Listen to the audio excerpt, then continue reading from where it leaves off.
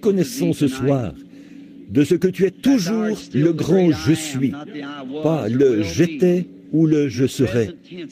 Tu es notre Dieu au temps présent, et tu es le même hier, aujourd'hui et éternellement, le Dieu immuable.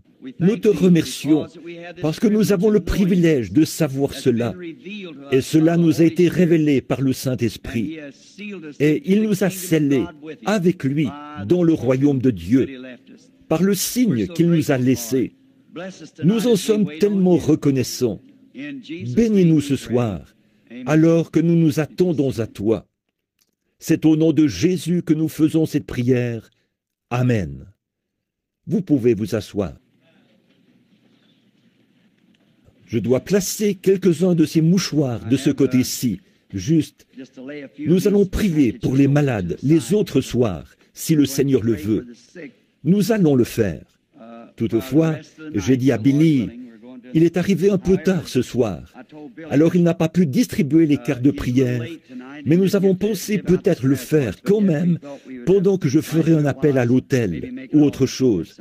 Nous pourrons faire cela. Maintenant, est-ce que tout le monde se sent bien? C'est très bien. Je suis vraiment content de l'entendre. Bon, je crois qu'on a annoncé que le petit déjeuner des hommes d'affaires chrétiens aura lieu demain matin. Je crois qu'ils ont communiqué l'heure et tout ça. Maintenant, soyons prêts à faire tout ce que le Seigneur voudra que nous fassions. Nous sommes conscients que ce soir est le soir où tout peut arriver. Nous voulons donc être prêts pour cela et entrer sans tarder dans le message. Alors, demain, nous aurons une journée très chargée. Et dimanche matin, je pense que je dois prêcher ici, après l'école du dimanche. Dimanche matin et dimanche soir. Vous êtes donc invités à toutes ces réunions. Si, par contre, vous devez être à votre poste quelque part, eh bien, nous ne voudrions pas que vous n'y soyez pas. J'ai un mariage bientôt, soit demain, soit le jour suivant. Dimanche matin, c'est ça. Je dois marier un couple de mon tabernacle. Alors, ça aussi, c'est quelque chose de prévu. Et maintenant, priez pour nous, alors que nous nous proposons de lire dans la parole de Dieu et que nous abordons le message sans plus tarder. On voulait que j'arrive tôt à cause de tous ces gens qui sont debout. Nous lirons donc dans Ésaïe, chapitre 7. J'aimerais lire à partir du verset 10. L'Éternel parla à Achaz et lui dit, « Demande en ta faveur un signe à l'Éternel, ton Dieu. Demande-le, soit dans les lieux bas, soit dans les lieux élevés. » Et Achaz répondit, « Je ne demanderai rien, je ne tenterai pas l'Éternel. » Ésaïe dit alors, « Écoutez, maison de David, c'est trop peu pour vous de lasser la patience des hommes, que vous lassiez encore celle de mon Dieu? C'est pourquoi le Seigneur lui-même vous donnera un signe. Voici, une vierge deviendra enceinte.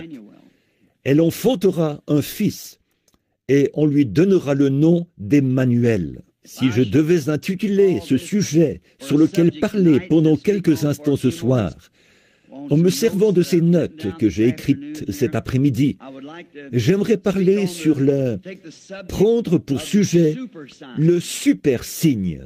Vous savez, notre époque est une super époque.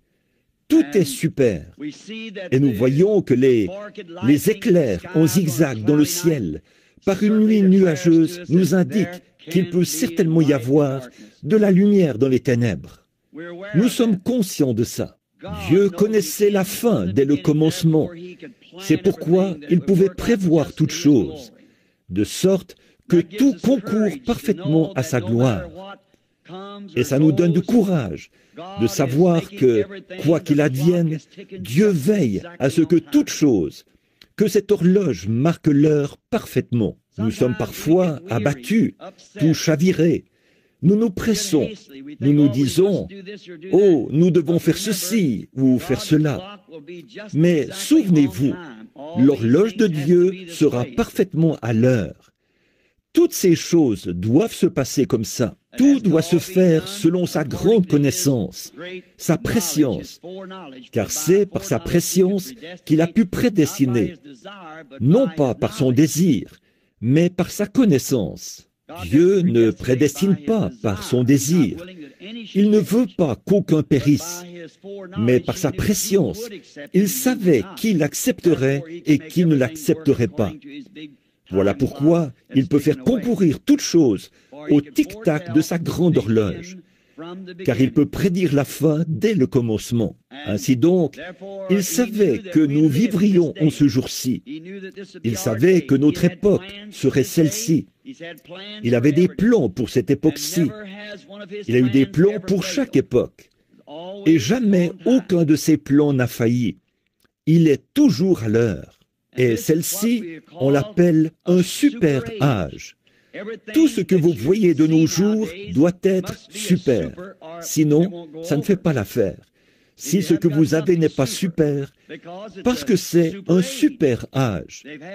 L'âge précédent a fait son temps, et il a maintenant laissé place à un super âge.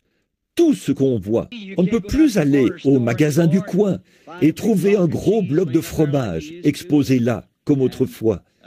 Et les vieux magasins du coin d'autrefois, même si on y trouvait des aliments d'excellente qualité, tout le monde veut maintenant aller au marché climatisé et chic, qu'on appelle supermarché. Les gens veulent absolument y aller, même s'ils doivent payer plus cher pour leur nourriture. Il faut qu'ils aillent au supermarché.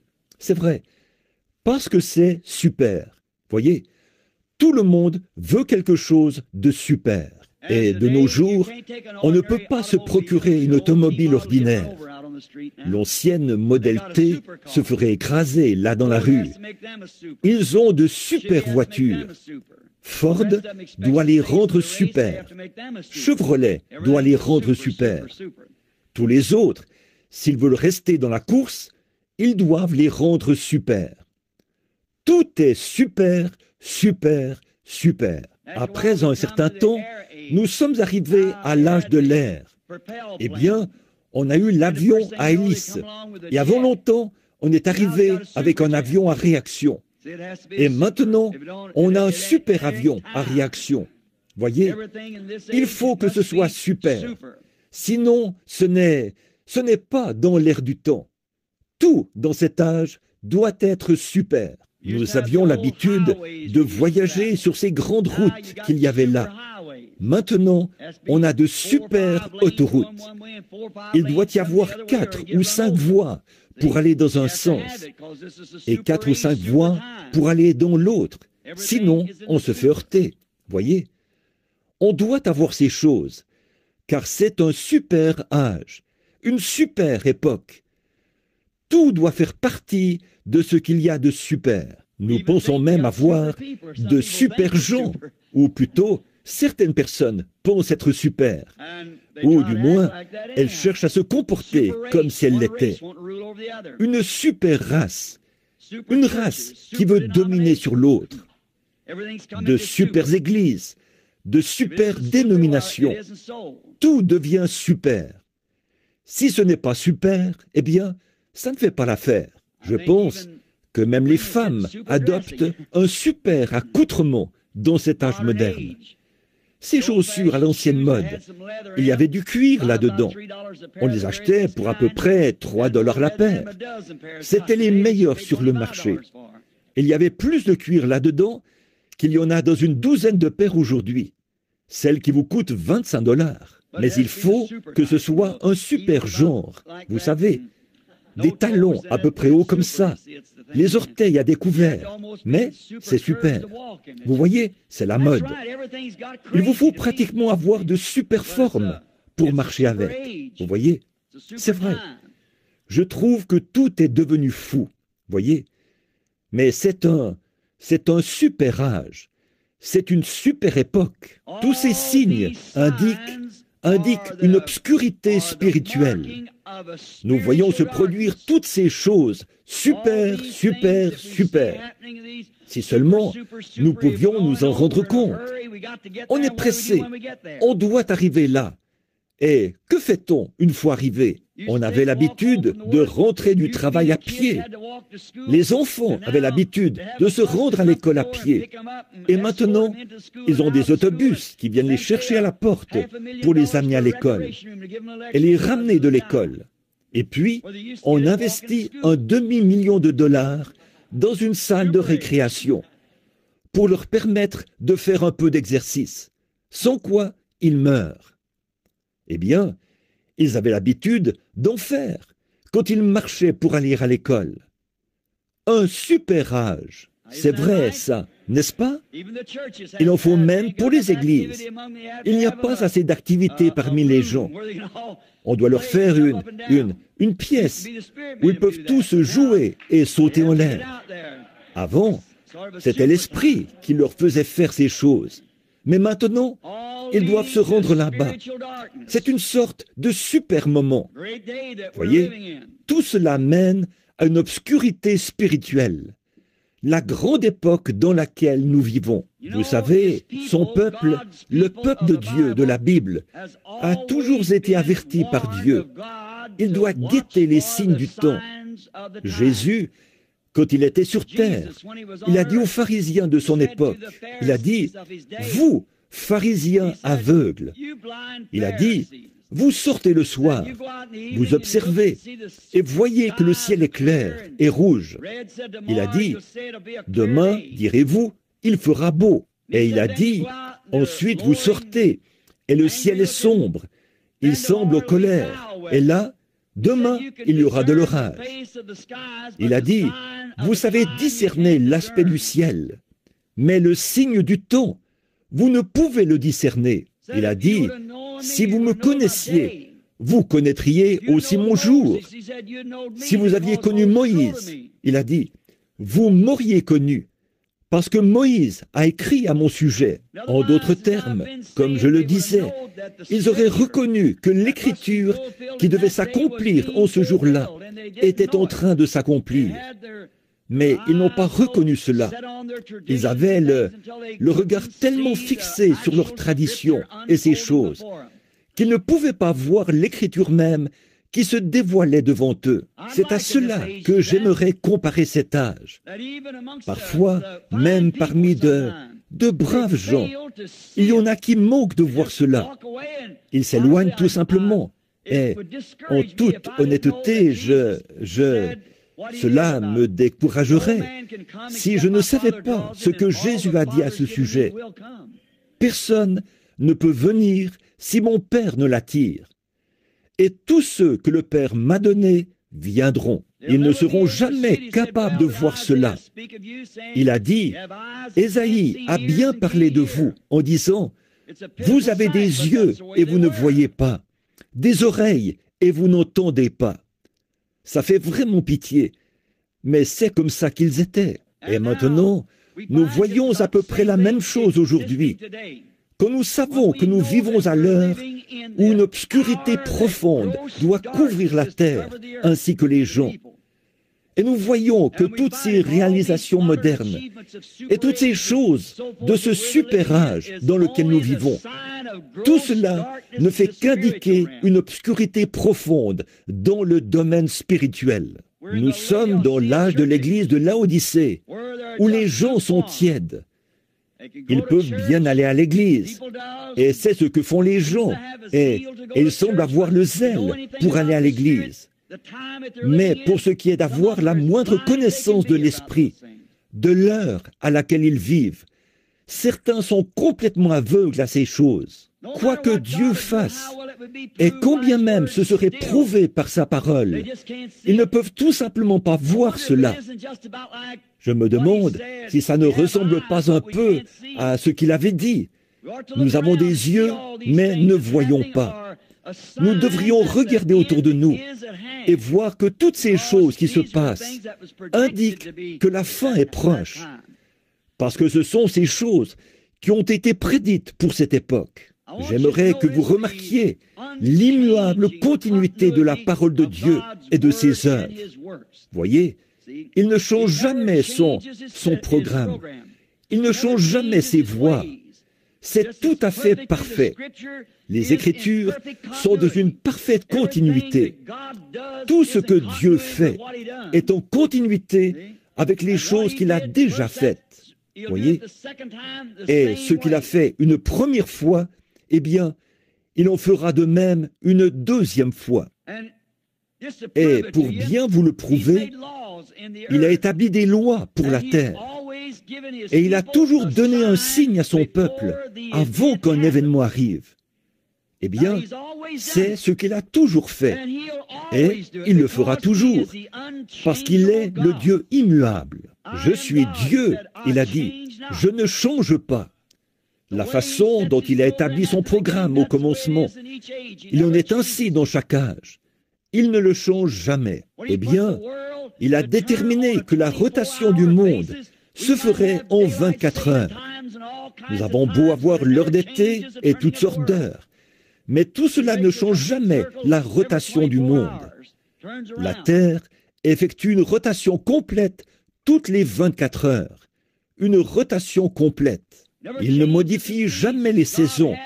Dieu a le printemps, l'été, l'hiver, exactement comme ça a toujours été. Ça a été sa manière de faire au départ. C'est sa manière de faire tout le temps. La continuité de ses lois et de sa parole et de ses œuvres.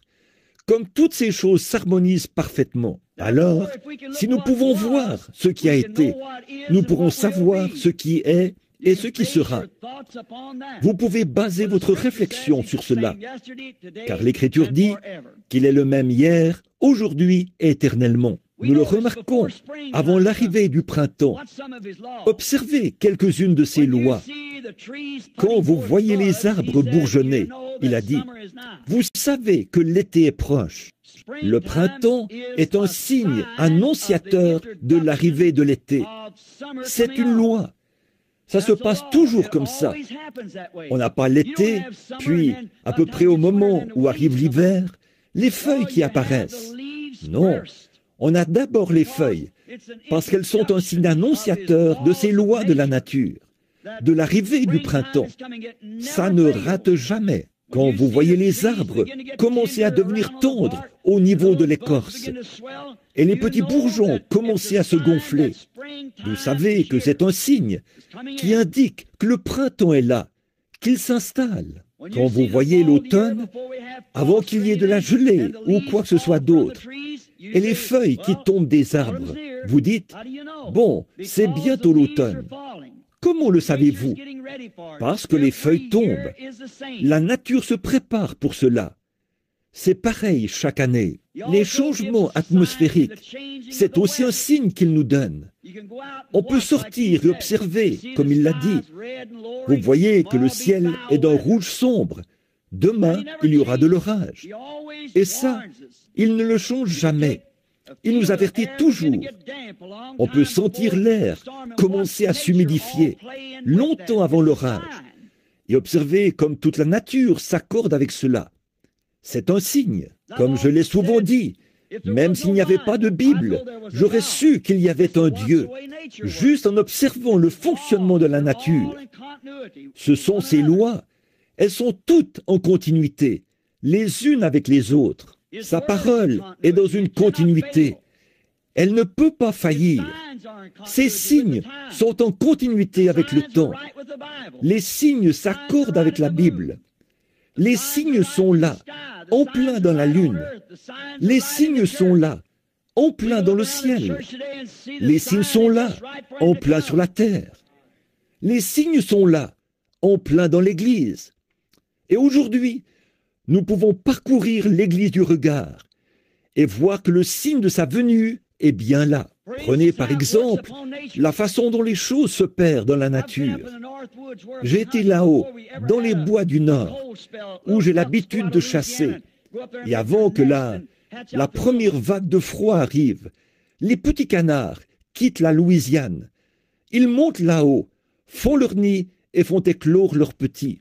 Dès que la première petite brise froide descend du sommet de cette montagne, que la neige coiffe ces montagnes, ces petits canards prennent leur envol. Eux qui n'ont jamais quitté cet étang, Les voilà qui reviennent tout droit vers la Louisiane. C'est une nature, voyez, les lois de la nature.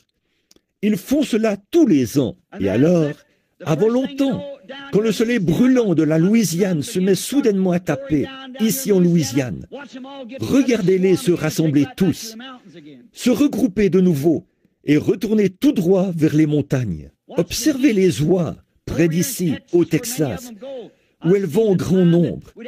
Il nous est déjà arrivé d'avoir à arrêter la voiture en pleine route. Elles ne se préoccupent pas de qui que ce soit. Elles ne pensent qu'à s'en aller. Elles sont en réveil. Quand elles sont toutes réunies, vous n'avez jamais entendu pareil bruit. Quand elles se rassemblent, elles sont pires que des pentecôtistes. Voyez, qu'est-ce que c'est? Ce sont les lois de la nature. Voyez, elles, chaque année, elles se rassemblent, puis elles se regroupent et les voilà parties. Quand ces canards partent et que ces oies quittent le Texas, c'est que l'été est proche. C'est vrai. Et quand elles quittent le nord de la Colombie-Britannique, l'hiver est proche.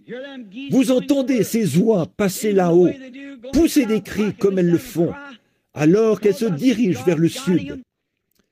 Rien que de les écouter, je pourrais en pleurer, parce que je vois Dieu qui les guide.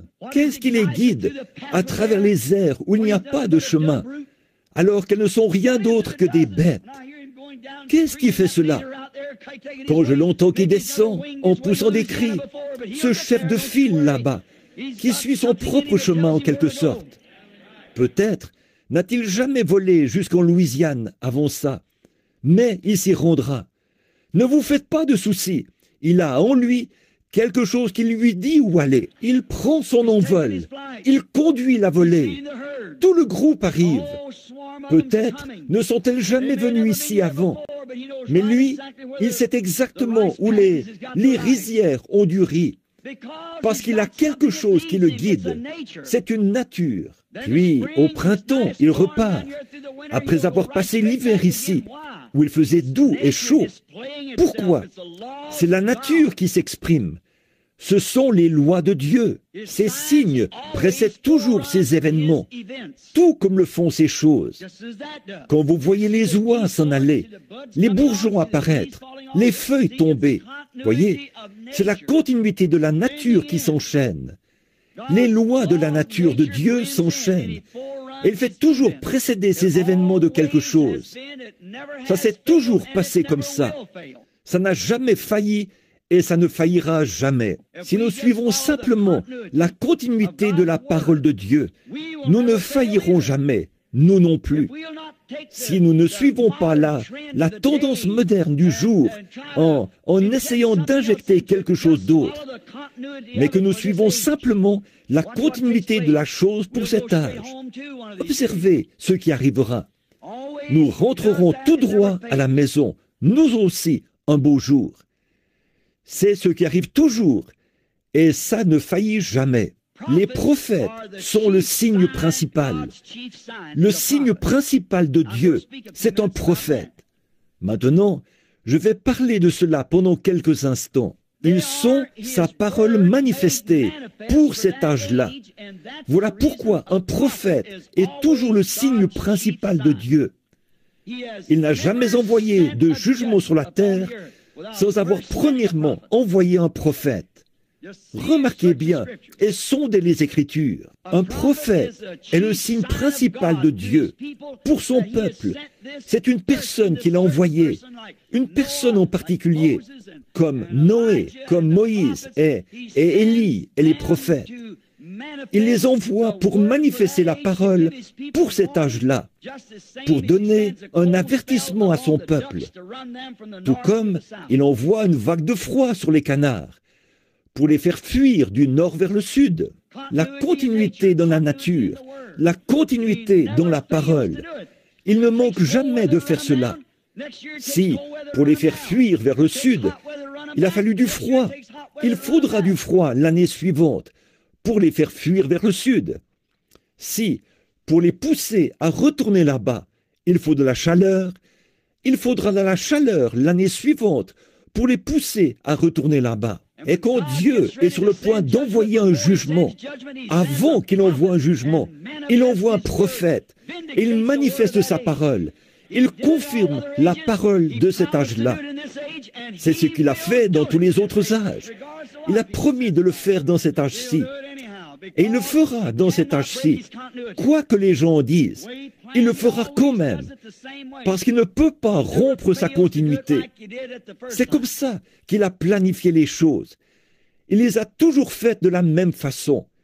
Il ne manque jamais de faire les choses comme il les a faites au départ. Comme Jean-Baptiste, eh bien, 400 ans ont passé entre Malachie et Jean, pendant lesquels il n'y avait pas eu de signe, de prophète de l'Ancien Testament.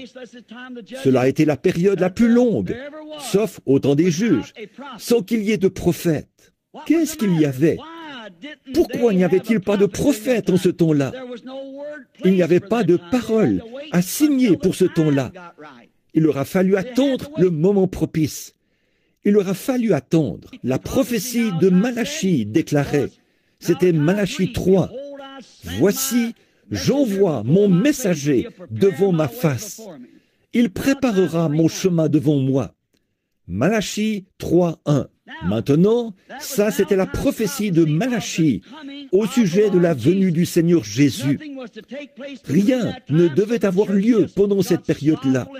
Alors, l'Église est devenue paresseuse et a suivi sa propre voie, jusqu'à ce que le moment approche où devait s'accomplir la promesse. Et à l'approche du moment où devait s'accomplir la promesse, Dieu, de façon surnaturelle, a amené Jean sur la terre. C'était un homme né d'une femme, bien sûr, et nous savons que sa mère s'appelait Élisabeth, et que son père s'appelait Zacharie. C'étaient de braves gens, et son père était sacrificateur. À cette époque-là, les jeunes hommes avaient coutume de poursuivre le travail de leur père. Mais on apprend que Jean, à 9 ans, après la mort de son père, est allé dans le désert et y est resté seul jusqu'à l'âge de 30 ans. Voyez, s'il s'était tourné vers ce qu'avait fait son père, on l'aurait tellement brouillé qu'il n'aurait pas su reconnaître ce Messie quand il est venu. Il ne l'aurait jamais reconnu, mais il est resté dans le désert. S'il était allé au séminaire, en suivant les traces de son père, ils auraient tous dit, « Eh bien, Jean, nous comprenons que tu seras celui qui reconnaîtra le Messie quand il viendra. » Bon, tu ne trouves pas que frère untel, ici présent, correspond parfaitement à l'image qui en est faite? Et Caïphe, notre souverain sacrificateur actuel, tu ne trouves pas que c'est un homme formidable? S'il avait reçu tout cela dans son esprit qui était saint, il n'aurait jamais été capable de penser clairement. Il est allé dans le désert et a attendu. Il avait un travail trop important pour recevoir de l'instruction. Il avait un travail trop important pour recevoir de la théologie. Il devait annoncer le Messie. Il est resté dans le désert. Observez ce qu'il prêchait. Il ne prêchait pas les principes de théologie de cette époque-là. Vous remarquerez que ce n'était pas le cas. De quoi parlait-il? De cogner à l'arbre, de serpents. Voyez, c'est tout ce qu'il connaissait. Il avait grandi dans le désert. C'est tout ce qu'il connaissait. Les serpents et les arbres et les cogners et ainsi de suite. Et son message était basé sur la nature. Quand il a dit « Race de vipères, qui vous a appris à fuir la colère à venir? Ne prétendez pas avoir Abraham pour père, car de ces pierres-ci, Dieu peut susciter des enfants à Abraham. » Déjà, la cognée est mise à la racine de l'arbre, et tout arbre qui ne produit pas de bons fruits sera coupé et jeté au feu. Il a dit, « Moi je vous baptise d'eau pour vous amener à la repentance. Mais celui qui vient après moi, je ne suis pas digne de porter ses souliers. Lui, il vous baptisera du Saint-Esprit et de feu. Il a son vent à la main. Il nettoiera ses airs. Il brûlera la paille dans un feu qui ne s'éteint point. Et il emportera le blé au grenier. » Amen. Voilà un homme, un véritable prophète. Il y avait un signe qu'il devait observer. Et quand il a vu le Messie, il était vraiment sûr qu'il viendrait à son époque. Il en avait la certitude. Oh, si seulement l'Église pouvait trouver avec certitude sa place, si seulement il reconnaissait sa position cette heure. En effet, selon l'Écriture, c'est lui qui devait présenter le Messie. Et il savait que celui-ci devait être sur la terre au jour de sa prophétie. Il devait donc fréquenter ce lieu où il prêchait. Il l'a même dit, en ce moment, il y a au milieu de vous quelqu'un que vous ne connaissez pas. Il y a quelqu'un au milieu de vous en ce moment même. Il le savait, il était là, l'heure était proche, il le savait. Un jour, il a regardé et descendant du ciel, et il a vu une lumière, comme une colombe qui descendait du ciel. Et de celui sur qui elle s'est posée, il a dit, « Je rends témoignage qu'il est le Fils de Dieu. » Il a vu cela, car là-bas, dans le désert, il m'a dit, « Celui sur qui tu verras l'Esprit descendre et s'arrêter, c'est celui qui baptisera du Saint-Esprit et de feu. » Il était un homme envoyé de Dieu, formé par Dieu, et il a travaillé pour Dieu, si bien que Dieu et lui sont devenus. Il était le prophète, et la parole est venue à lui. Comme je l'ai dit l'autre soir, dans l'eau, il était la parole de Dieu, pour le temps de la prophétie de Malachie. Malachie avait dit qu'une telle personne apparaîtrait, et Jean, un prophète, est entré en scène, afin d'accomplir la parole du Seigneur pour cette époque-là. Et donc, il était le signe pour Israël. S'ils avaient seulement reconnu ce signe, même les disciples ont dit, « Pourquoi les scribes disent-ils que le prophète qu'Élie doit venir premièrement ?» Il a dit, « Il est déjà venu, et vous ne l'avez pas reconnu. » Dieu fait les choses de façon si simple pour attraper cette semence élue, que les autres ne le voient jamais. C'est la vérité. Combien de mages étaient à Babylone, en train d'étudier l'astronomie, pendant que ces trois mages-là savaient qu'au moment où les trois étoiles s'aligneraient dans le système solaire, ce serait un signe que le Messie était sur la terre. Ils le savaient, ils le croyaient, et ce sont eux qui ont vu les étoiles. Les autres ne les ont pas vues. Elles étaient dans leur bonne constellation, mais eux, ils les ont vues de la façon dont Dieu les leur avait montrées. C'est ainsi qu'est l'Évangile aujourd'hui. Vous ne pouvez le voir que de la façon dont Dieu vous le montre. Et si la chose vous est présentée en dehors de la continuité de la Bible, alors ce n'est pas Dieu qui vous dit cette chose. Amen. Vous ne pouvez pas faire mentir la Bible. Elle est la parole infaillible de Dieu et elle doit s'accorder avec la continuité du reste de sa parole. Elle ne peut simplement pas dire telle chose à un endroit et telle chose ailleurs et faire telle chose là-bas, à la fois atteindre la cible et en dévier. Il atteint la cible chaque fois. La parole le fait. Alors, il faut que tout soit conforme à la continuité du reste de la parole. C'est pourquoi sa façon de faire, dans la parole, a toujours été d'envoyer un prophète avant ce moment, avant qu'il confirme sa parole. Maintenant, nous pouvons parler un petit instant sur ce qu'est un prophète. Bon, les termes anglais, selon les termes anglais, ça veut dire un prédicateur. Eh bien, ça, ce sont les termes anglais. Mais dans les termes hébreux, on dit un voyant. Et un voyant, c'était celui qui avait l'interprétation de la parole écrite. Il voyait d'avance les choses qui devaient arriver. Et quand il parlait des choses qui devaient arriver, et qu'il prouvait qu'il était un voyant, alors il savait, les gens savaient qu'il avait la bonne interprétation de l'Écriture. Parce que Dieu manifestait par lui l'Écriture qui avait été écrite pour cette époque-là. Amen. Ne soyez pas paresseux, réveillez-vous. C'est par cela qu'il s'identifiait clairement. Il était un voyant, celui qui annonce et celui qui prédit.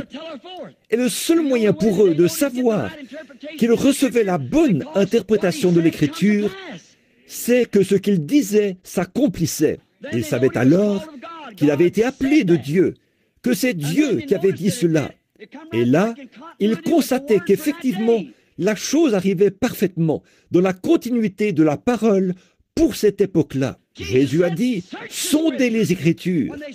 Quand ils ont vu qu'ils pouvaient discerner les pensées qu'il y avait dans leur esprit et qu'ils l'ont appelé Belzébul, il a dit, sondez les Écritures. Ce sont elles qui rendent témoignage de moi. La continuité des Écritures concordait parfaitement avec le signe du temps. Il était le signe du temps de Dieu. Il était la manifestation de la parole écrite. Il pouvait aussi prédire ce qui arriverait. Et les gens ne pouvaient pas nier cela. Il était le super signe de l'époque.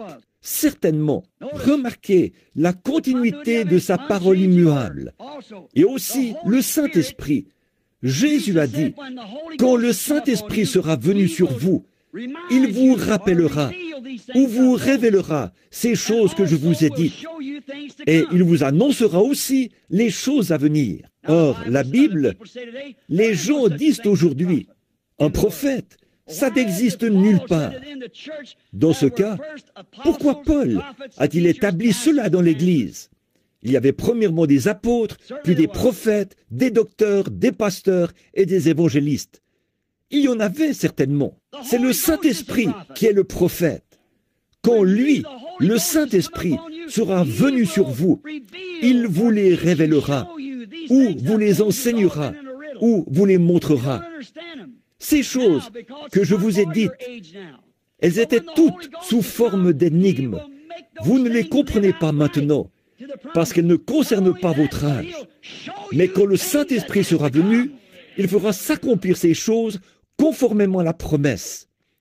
Non seulement cela, mais il vous annoncera les choses à venir. Gloire! La continuité de la parole de Dieu, la promesse de Dieu, l'Esprit de Dieu. Nous vivons à l'heure où nous regardons se dévoiler les prophéties qui s'appliquent à cet âge. Elles sont en train de s'accomplir. Quel temps glorieux que celui où nous vivons. C'est le Saint-Esprit qui devait nous annoncer les choses à venir. Depuis toujours, l'homme cherche à réussir et à se faire une réputation en se fabriquant un super signe. Qu'est-ce qui fait qu'un homme cherche à être quelque chose de super, au-dessus d'un autre? Pourquoi fait-il cela? Parce qu'en lui, c'est une nature. De par sa nature, il est un pécheur. Mais en stature, il est un fils de Dieu déchu. Pourquoi se construit-il une si jolie maison en l'améliorant constamment? C'est parce l'oiseau, lui, ne construit pas sa maison de façon différente. La marmotte, elle, vit toujours sous terre, tout comme elle le faisait il y a 1000 ans. Voyez, l'oiseau continue de faire son nid exactement comme il le faisait il y a 1000 ans. Voyez? Mais l'homme, lui, progresse. Pourquoi? Il est un fils de Dieu déchu. Quelque chose en lui dit qu'il existe un palais beaucoup plus beau. Et quelque chose en lui essaye de le trouver. Quelque chose cherche cela. Oh, si nous regardons certaines des maisons d'aujourd'hui, alors celles qu'il y aura de l'autre côté, de quoi auront-elles l'air? Si une nature déchue est capable de faire une telle chose, qu'est-ce que ce sera là-bas? Mais c'est ce qui le pousse à faire cela, sa nature, là, au-dedans de lui. Quoique déchu, il essaye de faire quelque chose par lui-même. C'est ce qu'il essaye de faire. Et c'est comme ça depuis le commencement. Adam, lui, a essayé de former une super religion sans expiation. C'est ce que les gens essayent de faire encore aujourd'hui. Une super religion. Former une religion qui lui permettrait de vivre n'importe comment sans expiation, mais tout en ayant une couverture. C'est ce qu'il a essayé de faire au commencement. Et c'est ce qu'il essaie de faire encore aujourd'hui. Mais le moyen pourvu par Dieu, c'était une expiation.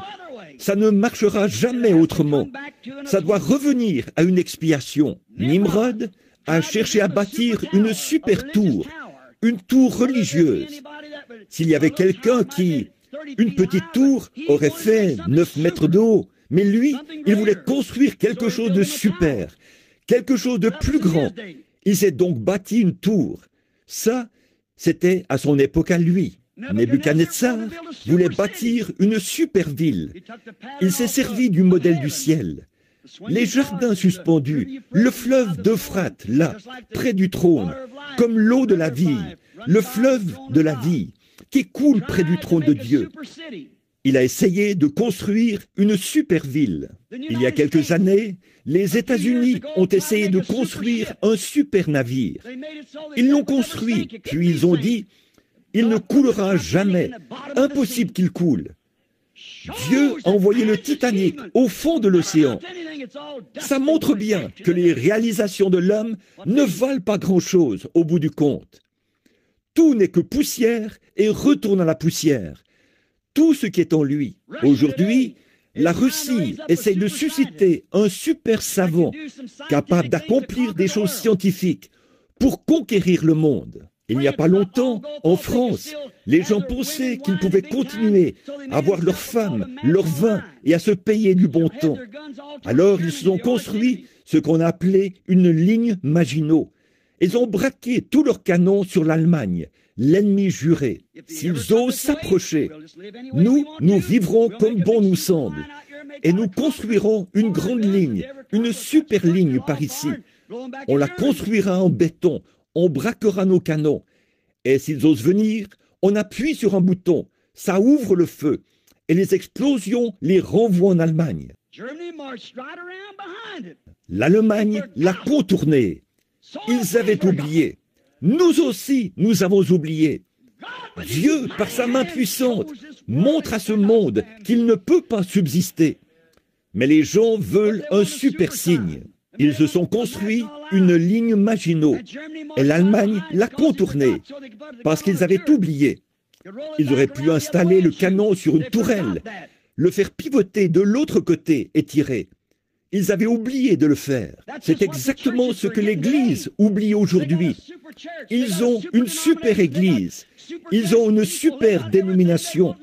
Ils ont des membres vêtus de super habits. Ils ont tout ce qu'ils veulent. Et de super prédicateurs, avec un super niveau d'instruction. Mais vous oubliez que la parole de Dieu ne peut pas faillir. Il faut que ça arrive comme Dieu l'a dit. Il n'y a pas moyen de contourner cela. Plus tard, les Allemands sont arrivés. Ils ont trouvé que c'était une bonne idée. Ils l'ont modifié pour pouvoir faire pivoter leurs canons de l'autre côté. Ils se sont donc construits une ligne appelée la ligne Siegfried. Mais les bombes américaines de gros calibre ont complètement fait sauter le tout. Voyez? On essaye de faire quelque chose de super, continuellement. Les églises, aujourd'hui, veulent avoir leur super dénomination. C'est ce qu'on cherche à faire depuis longtemps. Les méthodistes prennent tout. Les baptistes prennent tout. Puis, les pentecôtistes sont entrés dans la course. Ils prennent tout.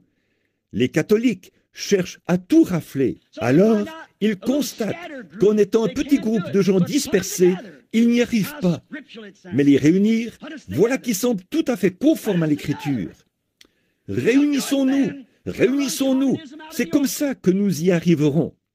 Nous chasserons le communisme jusque dans l'océan. Ils ne savent pas que Dieu a suscité le communisme pour les vaincre. C'est fort, ça, comme parole dans la bouche d'un prédicateur. Mais j'en ai vraiment assez d'entendre le communisme, le communisme. Vous connaissez les signes du communisme, mais l'heure dans laquelle vous vivez, vous n'en savez rien. Ne savez-vous pas que Dieu a promis de faire ces choses? C'est exactement ce qu'il avait fait pour commencer. Il avait suscité Nebuchadnezzar pour détruire Israël, car ces derniers ne marchaient pas dans sa voie. La Bible nous l'enseigne clairement, et c'est maintenant l'heure où cela doit arriver. Nous constatons à l'époque dans laquelle nous vivons toutes ces choses. Rien de tout cela n'est caché. C'est quelque chose que Dieu a révélé dans la parole. Mais les gens sont trop aveugles pour le voir. Aujourd'hui, nous pensons, eh bien, si nous pouvons tous nous rassembler dans l'unité ou dans un conseil, le salut est dans le grand nombre des conseillers.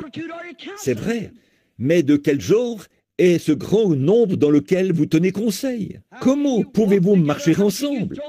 Comment pouvez-vous rallier ces dénominations?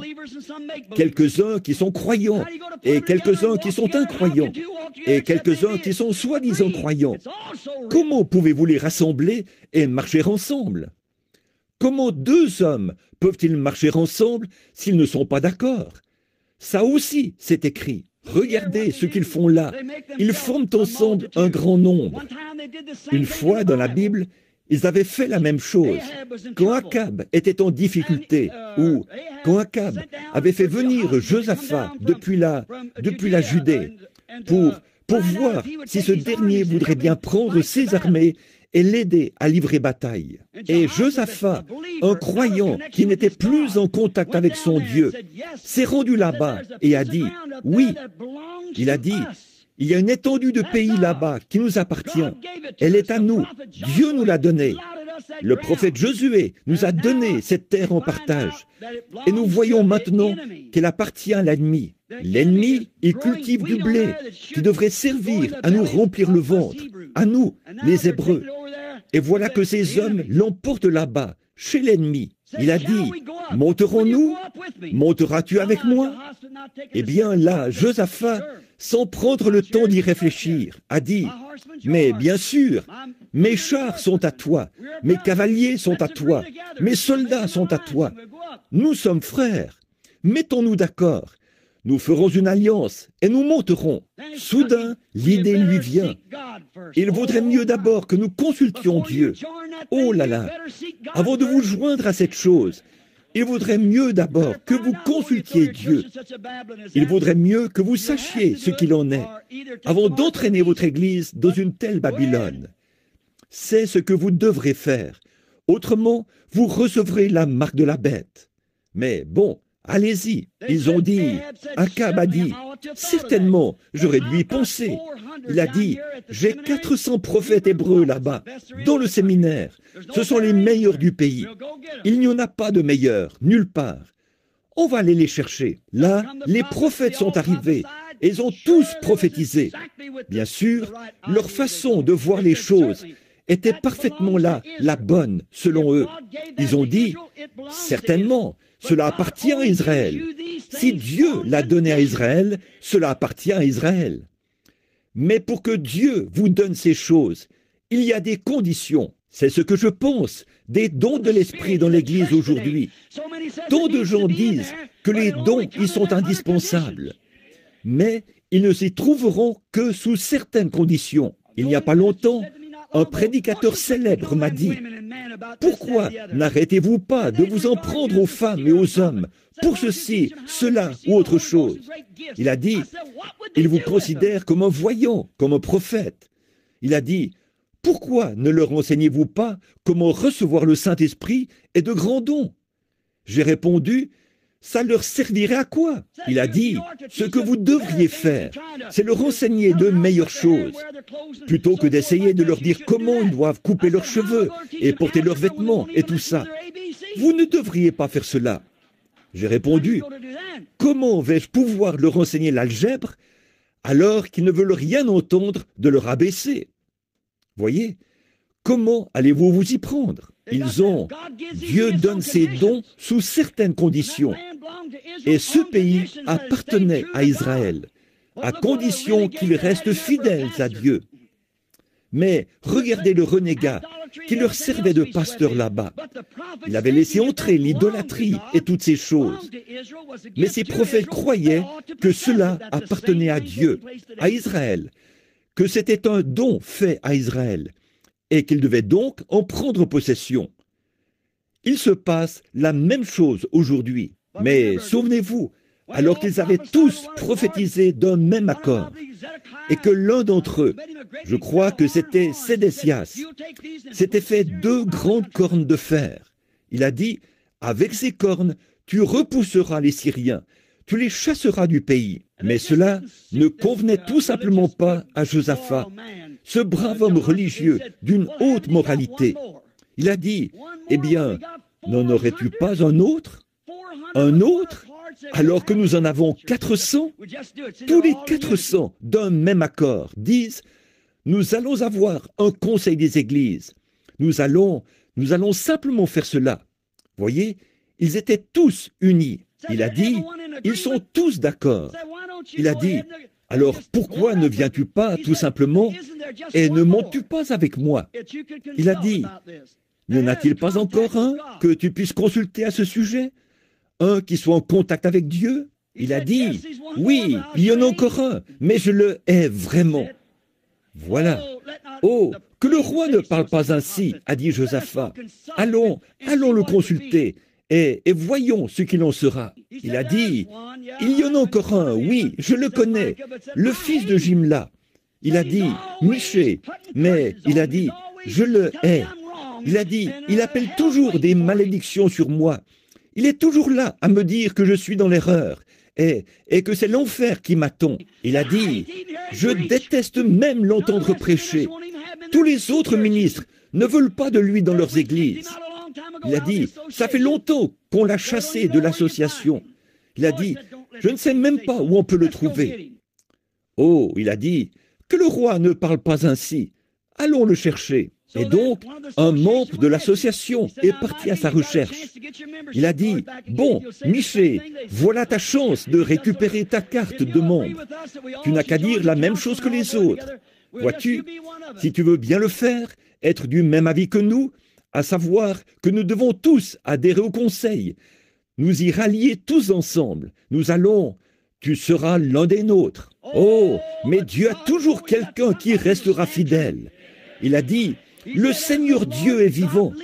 Je ne dirai que ce qu'il me dira de dire. Amen. Pour Josaphat, c'était là le signe. Vous connaissez la suite de l'histoire.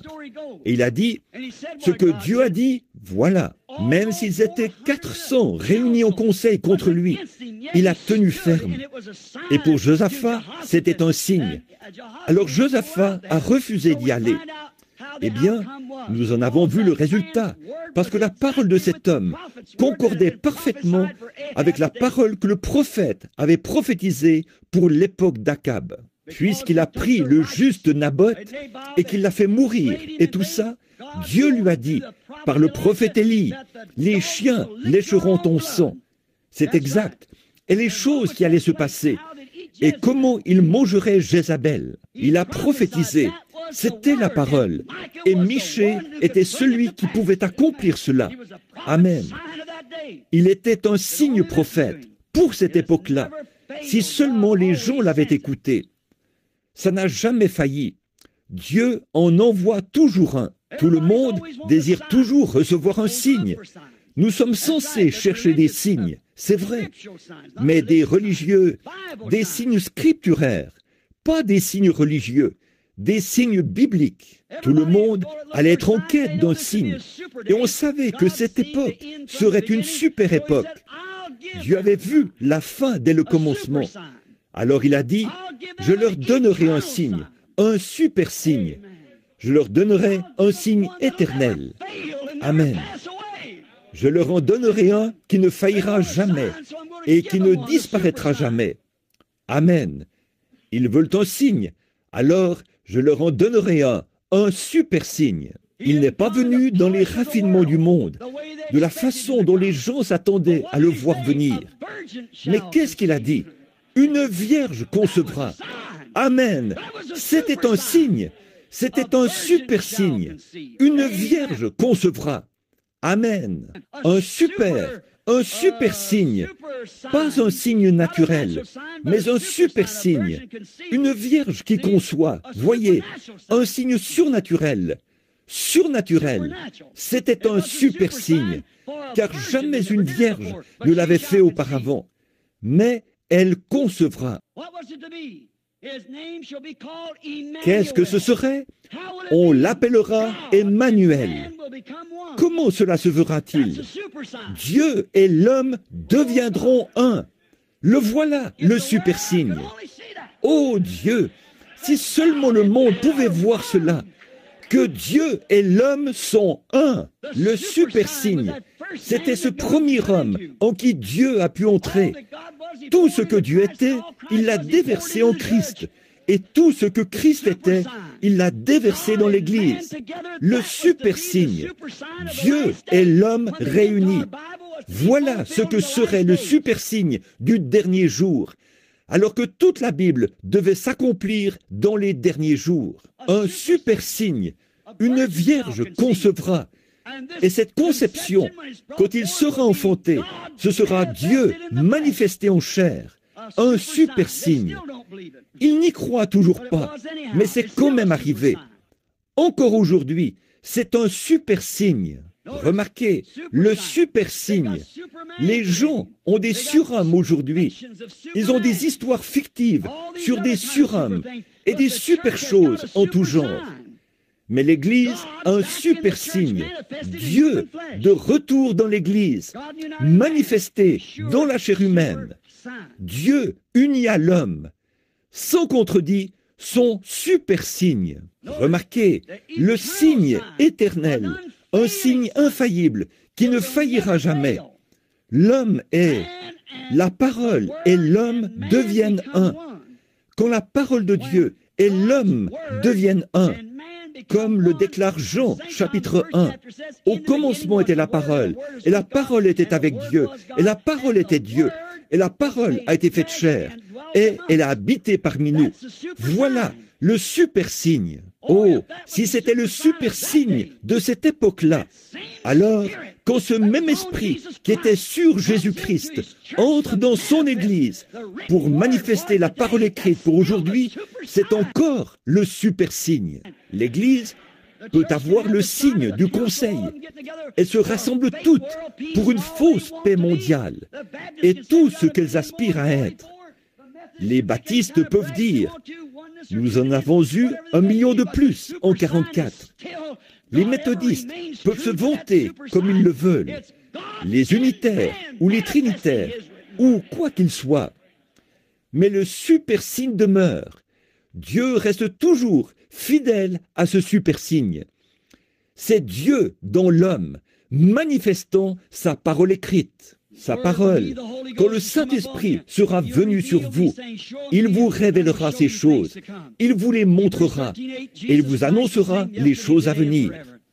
Hébreux 13:8. Jésus-Christ est le même hier, aujourd'hui et éternellement. Exactement. Il était la super postérité d'Abraham, le super fils. Abraham a eu un fils qu'il a engendré par la chair naturelle. C'était Isaac. Puis, il a eu un autre fils. Et c'est par la foi qu'il a eu ce fils, Jésus. Il était fils d'Abraham, fils de David, fils de Dieu. Il avait vu cela d'avance dans la vision. La foi dans sa parole promise, représentée dans les derniers, pour représenter dans ces derniers jours Abraham. Nous sommes censés être la postérité d'Abraham. Si nous sommes morts en Christ, nous sommes la postérité d'Abraham. Et nous sommes héritiers avec lui selon la promesse. Or, pourquoi ce super signe a-t-il été donné à Abraham? Parce que c'est ce qui allait se produire comme super signe du dernier jour. Il faut que ce soit manifesté. Dieu avait montré à Abraham la fin dès le commencement et ce qui allait se passer. Dieu manifesté dans l'homme, son super fils de la foi. Les hommes ne pourraient pas faire périr ce fils-là. Ils pourraient faire périr Isaac, ils pourraient faire périr Jacob et leurs successeurs après eux. Mais ce super fils, on ne pourrait pas le faire périr. Abraham, la postérité d'Abraham, cette foi que, non pas la postérité naturelle, mais la foi qu'Abraham avait reçue, non par la loi de la circoncision, mais par la foi dans la parole. Le super-fils de la foi d'Abraham, qui était Jésus-Christ. Or, tous ces autres fils sont morts, mais ce fils-là, on ne pouvait pas le faire mourir. On l'a fait mourir, mais il ne pouvait pas rester mort. La tombe n'a pas pu le retenir. Il est le même hier, aujourd'hui et éternellement. Remarquez, Genèse 22, 16 et 17. Là-haut sur la montagne que Dieu avait indiqué à Abraham. Et là, dans le désert, il a vu un bélier retenu par les cornes. Remarquez, on va faire vite là. Après qu'il a pris Isaac et qu'il l'a ligoté, lui qui était son fils naturel, il l'a couché sur l'autel pour lui ôter la vie. Et là, il était sur le point de lui ôter la vie, obéissant par amour pour Dieu. Et à ce moment-là, quelque chose s'est passé. Il a entendu une voix qui a dit, « Abraham, n'avance pas ta main, car je sais que tu m'aimes. » Et là, il a entendu derrière lui le bêlement d'un bélier qui était retenu par les cornes dans le désert. Et il a donné à ce lieu le nom de Jéhovah Jireh. Remarquez, Dieu a dit, « Et ta postérité ». Donc, la postérité d'Abraham possédera les portes de ses ennemis. Il s'emparera des portes, possédera les portes. Il l'a promis. Eh bien, c'est précisément ce que sa postérité naturelle a fait. Toute la postérité naturelle d'Abraham, c'étaient les prophètes qui sont venus après lui. Il y a eu Moïse, de la postérité d'Abraham. Il était dans l'exercice de ses fonctions. Et là, il est arrivé devant la porte. Il est arrivé devant la porte, la mer Rouge, après avoir instruit les enfants d'Israël au sujet de ce pays promis, que Dieu leur avait promis. Il était le prophète de Dieu. Il avait été manifesté devant le peuple en tant que prophète de Dieu. Par lui, Dieu avait créé. Par lui, Dieu avait opéré toutes sortes de signes et de prodiges. Et il s'en est tenu fermement à la parole de Dieu, parce qu'il avait cherché Dieu en premier lieu. Et il connaissait sa position. Il savait qu'il était né pour cet âge-là, afin de manifester la parole de Dieu en ce temps-là. Et là, précisément dans l'exercice de ses fonctions, il s'est retrouvé face à une chose qui lui a fait perdre ses moyens. C'était la mer Rouge. Eh bien, que s'est-il passé? D'après la promesse, la postérité d'Abraham devait posséder les portes de ses ennemis. Alors, quand la mer Rouge s'est avérée être une porte qu'il ne pouvait pas franchir, Dieu est entré en scène. Il s'est emparé de la porte et l'a emportée. Et Moïse a traversé la mer à pied sec. Sa postérité a possédé cette porte. Les enfants hébreux ont possédé les portes devant la fournaise ardente qui n'a même pas pu les brûler. Daniel a possédé les portes de ses ennemis devant la gueule des lions qui n'a pas pu s'ouvrir pour le dévorer. Une fois, Samson, qui était pris dans un groupe de gens, l'avait encerclé dans la ville. Et là, il a arraché ces grandes portes fixées dans le roc, les a mises sur ses épaules et il est monté au sommet de la montagne. Comment a-t-il fait? Il était encore sous l'alliance. Il avait encore ses tresses qui pendaient. La promesse était encore là. Et il possédera les portes de son ennemi. Amen. Bien sûr, certainement. Tous ces gens-là sont morts. Ces braves combattants de la foi. Ils sont tous morts.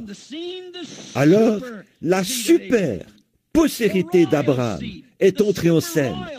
La postérité royale, la super postérité royale, Jésus-Christ, qui était le fils de la foi d'Abraham.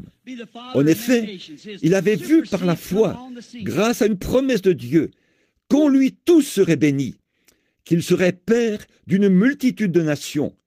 Sa super postérité est entrée en scène. Et les autres, qu'avaient-ils fait? Ils avaient possédé les portes des lions, les portes du feu, les portes de la mer, les portes de la ville. Et partout où ils allaient, ils étaient capables de posséder les portes, parce que c'est ce qui leur avait été promis. Mais pour ce qui est de la mort, ils devaient tous mourir. Finalement, la postérité royale est arrivée. Lui, il n'a pas seulement possédé les portes de l'ennemi, mais il a possédé les portes de la mort, du séjour des morts et de la tombe. Il est ressuscité le 3e jour et a ouvert le chemin. Il a déchiré le voile du haut jusqu'en bas et a frayé un chemin pour que tout homme et toute femme qui désire s'approcher de lui puisse le faire. Il a possédé les portes. Non seulement a-t-il fait cela, mais ceux qui étaient morts dans la foi, il a emmené ses captifs, il est monté dans les hauteurs et il a fait des dons aux hommes. Voilà la super postérité d'Abraham. Voilà la postérité royale. Jésus-Christ, le super signe. Souvenez-vous, c'était un signe perpétuel surnaturel. Jésus, il est ressuscité des morts. Ces choses n'ont pas pu le retenir. Ni la mort, ni le séjour des morts, ni la tombe n'ont pu le retenir. Hébreux 13:8. Comme je l'ai dit, il est le même hier, aujourd'hui et à jamais. Pour montrer ce super signe en cet âge. Observez, pour un instant, prenons le parcours d'Abraham, un type de sa postérité. Abraham le prophète, observez, Dieu lui avait parlé de diverses manières depuis qu'il avait quitté la Chaldée, la ville dure. Il avait voyagé et Dieu lui avait montré beaucoup de grands signes. Il lui était apparu, il lui avait montré toutes sortes de choses qui allaient arriver, lui avait dit ce qui allait se passer.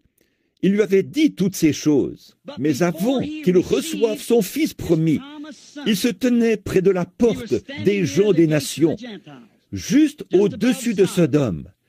Et avant qu'il reçoive son super-fils, ou son fils qui, bien sûr, par sa naissance, allait être un super-fils, avant qu'il le reçoive, pas le fils royal là, mais voilà, avant qu'il reçoive son fils, il a reçu le super signe.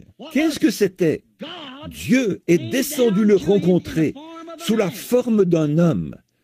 Remarquez cet homme qui s'est entretenu avec lui, qui s'est tenu près de la tente, là où il était, et qui a accompli un super signe. Et quand son super-fils est entré en scène, son super-fils a accompli le même signe pour montrer qu'il était la super postérité d'Abraham. Gloire! Et il a promis la même chose pour les derniers jours. Voyez-vous ce que je veux dire? Abraham, juste avant l'arrivée du fils promis, et c'est aussi ce que nous attendons maintenant, nous, la postérité d'Abraham, sa postérité royale. Là, c'était la postérité naturelle. Ici, c'est la postérité royale. Quand ceux qui étaient la postérité naturelle ont reçu leur signe, ils l'ont rejeté. Tout comme le feront tous, sauf la postérité royale. Car, en effet, la postérité de l'Église le rejettera de nouveau. C'est ce qu'ils ont toujours fait. Mais, remarquez, quel genre de signe était-ce? Regardons simplement et voyons ce qu'était le super signe. Un homme s'est approché. Ils étaient trois. Et avez-vous remarqué, lorsqu'Abraham a vu trois hommes arriver, il est sorti et a dit, « Mon Seigneur, passeras-tu loin de moi? Entre et assieds-toi. Permets que j'apporte un peu d'eau pour te laver les pieds. Et prends un morceau de pain. Tu pourras ensuite vaquer à tes occupations. » Il a vu trois hommes arriver et il a appelé les trois un en disant, « Seigneur, Lot, l'église dénominationnelle, là-bas à Sodome. Il a vu deux hommes arriver et il a dit, « Mais Seigneur. » Abraham savait que ces trois sont un. Il n'y en avait en fait qu'un seul. Observez, deux d'entre eux sont allés à Sodome et l'un d'eux est resté avec lui. Il a dit, « Mon Seigneur. » Remarquez, celui qui est resté avec lui, Abraham, qui était un type des appelés à sortir, n'était pas dans Sodome. Il était l'élu pour cette heure-là. Maintenant, souvenez-vous, ceux des nations allaient bientôt être brûlés, tout comme c'est le cas maintenant. Le monde des nations doit être détruit par le feu. Nous le savons. Observez maintenant le super signe. Dieu est descendu sous la forme d'un homme et a accompli un signe lorsqu'il avait le dos tourné à la tente, il a demandé où était Sarah. Et Abraham a dit, elle est dans la tente, derrière toi. Il a dit, je vais te visiter à la période de la vie. Observez ce « je », voyez, « je vais te visiter ». Et remarquez, il ne l'a pas appelé Abraham. Juste quelques jours auparavant, il était Abraham. Mais Dieu avait changé son nom lorsqu'il lui avait parlé par l'Esprit. Mais ici, c'est Dieu en chair. Il vient de manger le veau qu'Abraham a tué. Il boit du lait de vache et mange du pain. Pensez-y, un homme, les vêtements couverts de poussière, les pieds sales. Amen. Dieu, vous dites, ce n'était pas Dieu. Abraham a dit que ça l'était. Il a dit que c'était Elohim, celui qui a créé les cieux et la terre, celui qui est entièrement suffisant, Dieu sous une forme humaine. Amen. Et il a accompli un signe pour Abraham, afin qu'il sache que c'était bientôt la fin du monde des nations, et qu'il était cette super postérité. Il a dit, « Où est Sarah ?» Il a répondu, « Elle est dans la tente, derrière toi. » Il a dit, « Je vais te visiter à la période de la vie. » Et Sarah a fait quelque chose. Elle a un peu ri. Il a dit, « Pourquoi Sarah a-t-elle ri en disant, « Cela ne peut pas se faire ?» Il connaissait les pensées de l'esprit de Sarah, qui était dans la tente derrière lui. Et il a reconnu que c'était Dieu. Maintenant, regardez, Jésus, quand il est venu sur la terre, il était cette super postérité. Et quand il est venu, il a montré exactement la même chose aux gens.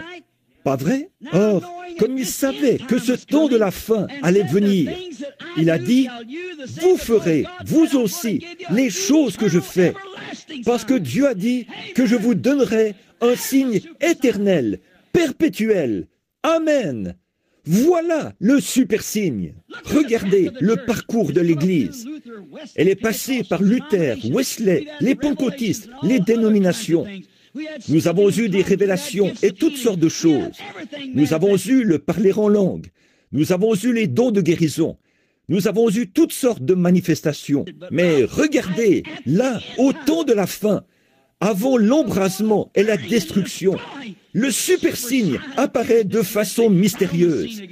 Il entre encore en scène, là, devant nous. Amen. Dieu lui-même. Pas un homme, mais Dieu manifesté. Un super signe, un signe perpétuel, un signe éternel, un super signe. Dieu manifesté en chair. Ce même signe que son fils, son super-fils avait produit. Il a promis qu'il se produirait de nouveau à la fin. Ce qui arriva du temps de Sodome arrivera de même à la venue du Fils de l'homme. Un retour du super-signe. Nous avons eu toutes ces autres choses. La postérité royale d'Abraham a suivi le même parcours qu'Abraham avait suivi. Mais juste avant la destruction du monde, le super signe doit apparaître de nouveau. Un signe perpétuel, éternel, de la résurrection, qui prouve qu'on n'a pas pu tuer la postérité royale, comme on avait tué Daniel et tous les autres prophètes. La tombe n'a pas pu le retenir. En effet, les autres avaient vaincu les portes de l'ennemi, le feu, le lion et l'épée, et ainsi de suite. Ils avaient vaincu tout cela. Mais cette postérité royale a vaincu la mort, le séjour des morts et la tombe. Rien n'a pu le retenir.